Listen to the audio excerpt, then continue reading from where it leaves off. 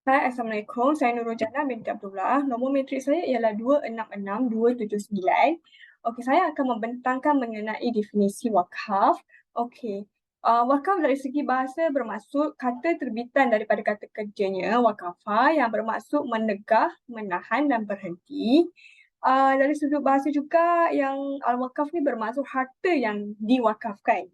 Okey, dari segi istilah, wakaf ini bermaksud seseorang yang menyerahkan hak miliknya, harta yang boleh digunakan tanpa susut fizikalnya kepada pengguna wakaf tersebut dari mula harta diwakafkan hingga ke akhirnya semata-mata kerana Allah Subhanahu Wa Taala. Ianya tidak boleh diambil kembali atau dimiliki oleh mana-mana individu. Jadi harta yang ditahan hak pewakaf ke atas harta tersebut bagi menjalankan sebarang urusan yang melibatkan aktiviti jual beli, pewarisan, wasiat dan hibah di samping masih mengekalkan sumber fizikalnya atas dasar mendekatkan diri pewakaf kepada Allah. Jadi mengikut jumhur ulama, iaitu yang itu suatu bentuk pembekuan harta seseorang untuk dimanfaatkan oleh orang lain. Dan ia tidak boleh diambil kembali atau dimiliki oleh mana-mana individu. So, boleh digunakanlah, digunakan oleh sesiapa sahaja. Okey. Seterusnya adalah sumber dahlil. Okey. Sumber dahlil untuk wakaf yang saya boleh simpulkan ialah wakaf ni merupakan amalan sedekah yang digalakkan oleh Islam terhadap umatnya yang berkemampuan agar kesenangan yang dikurniakan itu dapat dinikmati oleh golongan yang kurang berkemampuan. Okey, mengikut Al-Quran, surah Al-Baqarah 261 bersabda, bandingan derma orang-orang yang membelanjakan hartanya pada jalan Allah ialah sama seperti sebiji benih yang tumbuh menerbitkan 7 tangkai. Tiap-tiap tangkai itu pula mengandungi 100 biji. Dan ingatlah Allah akan melipat gandakan pahala bagi sesiapa yang dikehendakinya. Dan Allah Maha Luas rahmat kurnianya lagi meliputi ilmu pengetahuannya. Dari segi hadis pula, apabila mati seorang anak Adam, maka terputuslah pahala amalannya kecuali 3 perkara, iaitu sedekah jariah, atau ilmu yang dimanfaatkan dengannya, atau anak soleh yang sentiasa mendoakannya.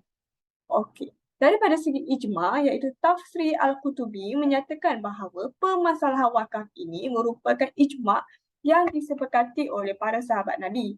Perkara ini merujuk kepada amalan wakaf yang dilakukan oleh para sahabat seperti Abu Bakar, Omar, Osman, Ali, Ibnu Zubair dan yang lain-lainnya. Okay, Assalamualaikum warahmatullahi taala wabarakatuh. Nama saya Muhammad Ashraf bin Ahmad, nombor matrik 260712. Okey, pada kali ini saya akan membentangkan iaitu pada bahagian aplikasi sistem wakaf, iaitu berkenaan dengan perbankan, kewangan Islam dan takaful di Malaysia.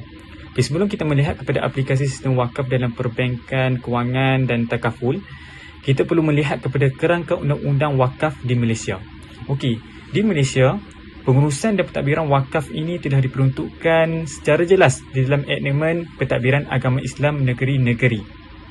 Jadi ini menunjukkan bahawa segala pentadbiran harta wakaf, pengurusan harta wakaf adalah terletak di bawah bidang kuasa Majlis-Majlis Agama Islam Negeri. Jadi kita boleh lihat rajah di bawah, iaitu jadual rajah di bawah ini menunjukkan setiap 14 negeri ini mempunyai Aknamen yang tersendiri tentang pengurusan harta wakaf. Yang seterusnya kita melihat kepada praktis kontemporari sistem wakaf ini dalam perbankan kewangan Islam dan takaful. Okey.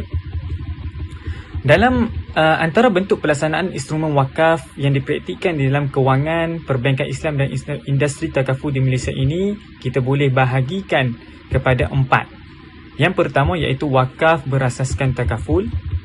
Yang kedua iaitu wakaf berasaskan sukuk dan ijarah. Ketiga iaitu wakaf melalui uni amanah.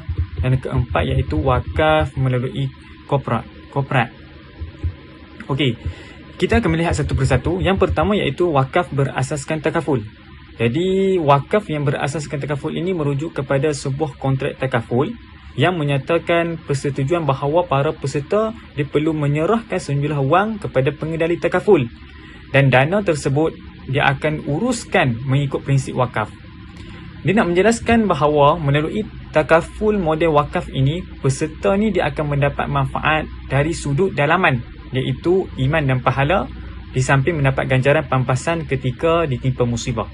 Manakala wang peserta yang diwakafkan tersebut akan digunakan untuk membantu para peserta lain yang dalam kesusahan atau ditimpa musibah. Itulah wakaf yang berasaskan takaful. Okey, yang kedua iaitu sukuk dan ijarah. Jadi wakaf melalui suku dan ijarah ini kebiasaannya digunakan pakai untuk membiayai modal bagi projek yang melibatkan tanah wakaf. Jadi cara dia macam mana? Cara dia membiayai melalui suku dan ijarah. Okay, dalam instrumen ini, pengeluar suku dia menjual suku kepada pelabur yang kemudiannya menyewakannya semula kepada pengeluar dengan kadar yuran sewa yang telah ditetapkan. Jadi penerbit sukuk juga akan membuat sebuah kontrak perjanjian untuk membeli semula sukuk tersebut pada tarikh hadapan pada nilai tara. Okey. Yang ketiga iaitu wakaf melalui unit amanah. Okey.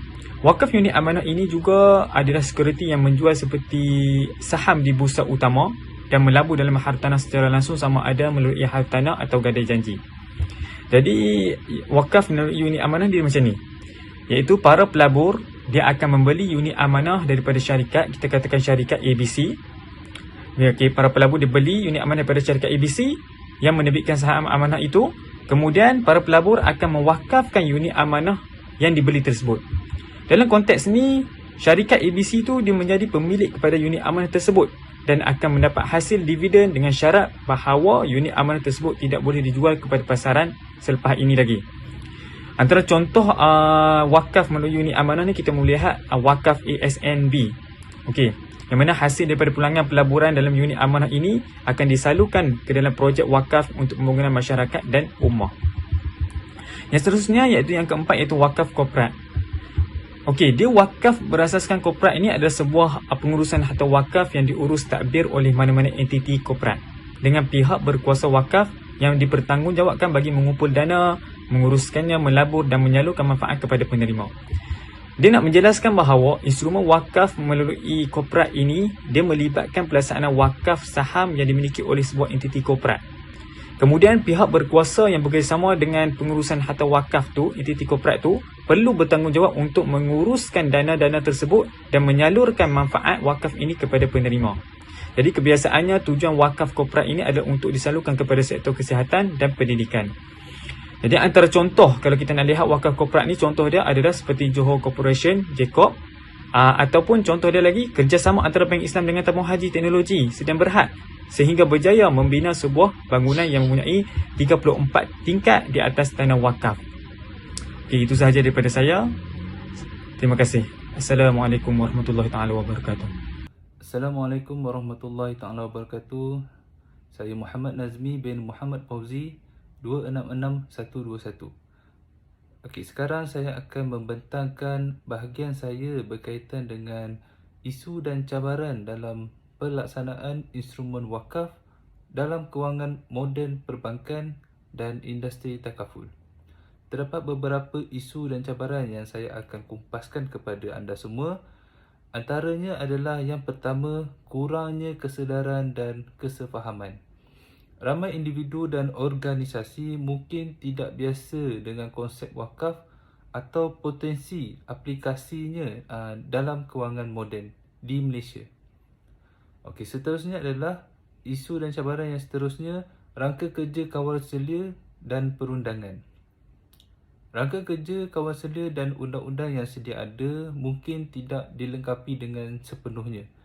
Mungkin terdapat kekurangan peraturan, undang-undang dan garis panduan khusus mengenai keperluan pengstrukturan, tadbir urus dan cara untuk kita melapor berkaitan dengan produk kewangan berasaskan wakaf.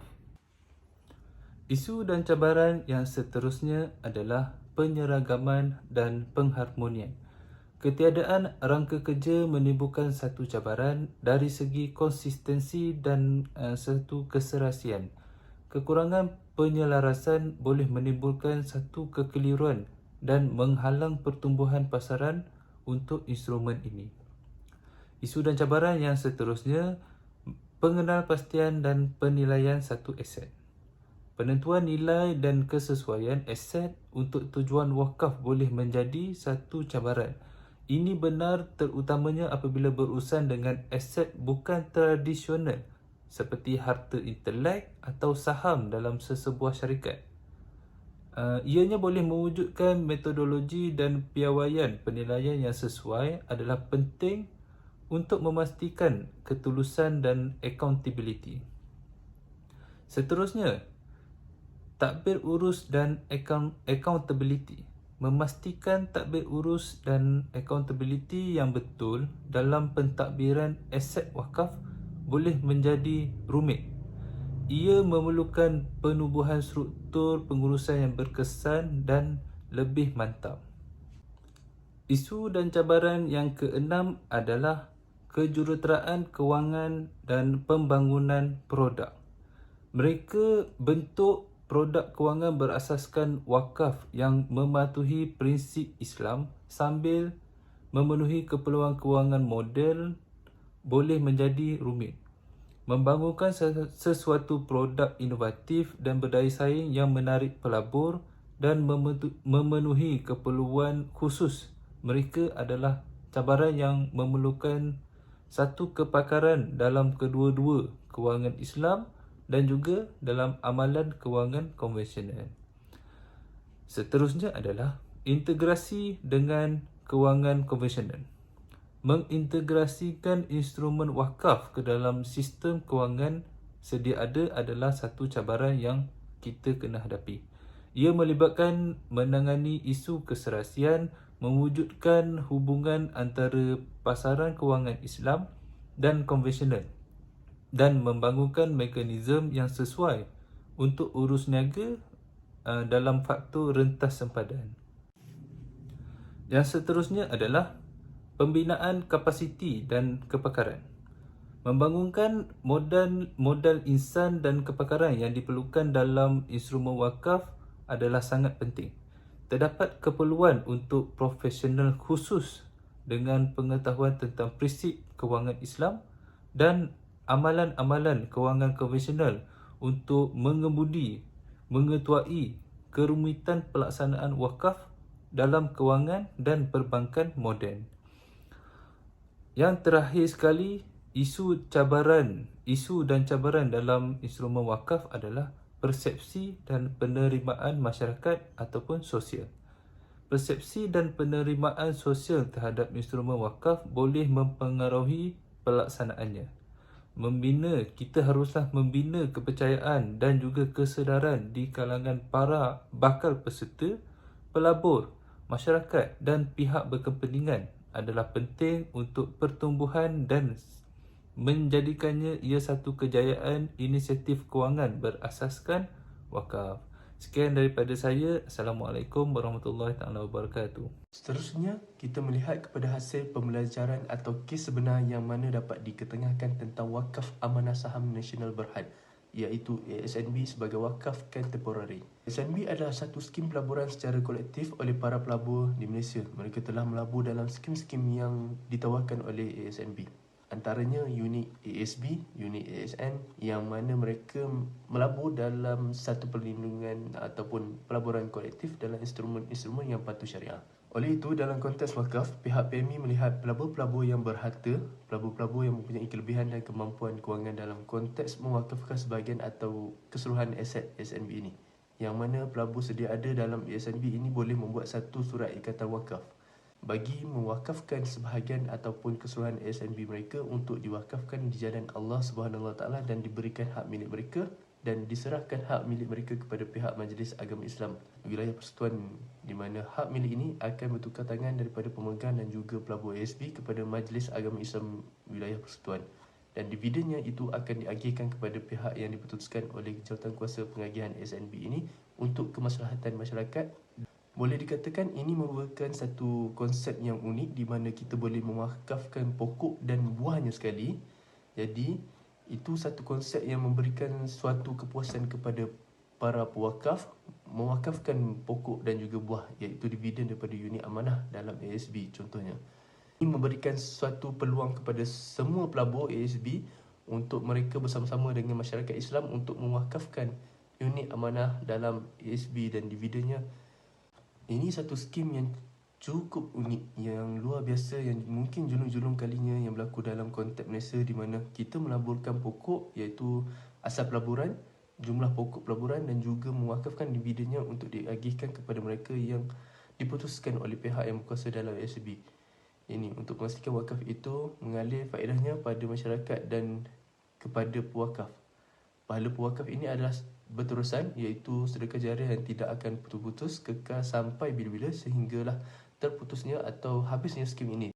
Jadi apa yang kita perlu lakukan untuk kita meningkatkan kepada orang ramai tentang kesedaran wakaf ini sebenarnya? Okay, yang pertama ialah daripada segi pendidikan dan kesedaran. Iaitu kita boleh membuat satu program pendidikan untuk menyampaikan tentang wakaf ini dan kepada orang ramai. Okey, yang kedua, kita boleh memperkenalkan produk wakaf, iaitu dalam segi perbankan yang direka khas untuk wakaf. Apa-apa yang berkaitan dengan wakaf lah, termasuk pembiayaan wakaf, akaun simpanan wakaf atau instrumen pelaburan wakaf melalui produk perbankan. Yang ketiga ialah kerjasama dengan agensi wakaf. Kita dapat banyak agensi wakaf di dalam negara ini.